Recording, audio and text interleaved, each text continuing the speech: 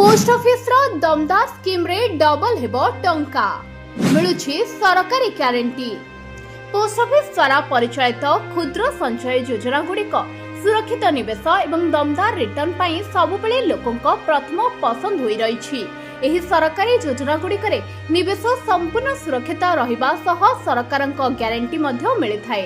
Post office रो एभली एक जनप्रिय योजना हेउछि किसान विकास पत्र स्कीम बा केवीपी, जोंठारे एककालीन जमा करा जाउथबा टंका स्वल्प समय मध्यरे द्विगुणित होई जाए। किसान विकास पत्र योजना रे निवेशकारी को वार्षिक 7.50% सुध मिलिथाए। एही आकर्षणीय सुध हार जोगु मात्र 115 मास अर्थात 9 वर्ष 7 मास मैच्योरिटी अवधि मध्यरे जमा राशि संपूर्ण भावे द्विगुणित होई ग्राहकों को फेरस्त मिलिथाए।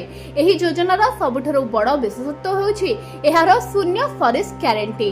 ग्राहक माने सर्वनिम्न 1000 टंका जमा करी निजर अकाउंट खोली पारिबे। एथिरे सर्वाधिक निवेश पई कोनोसी सीमा धार्य करा जाय नै, अर्थात आपण निज इच्छा अनुसार जेते चाहिबे सेते टंका रखि पारिबे। केवीपी स्कीम अधीन रे व्यक्तिगत भावे किंबा मिलित भावे अकाउंट खोला जाय परिबो। जणे व्यक्ति चाहिले निज काम रे एकाधिक किसान विकास पत्र अकाउंट मध्ये ओपन करि परिबे।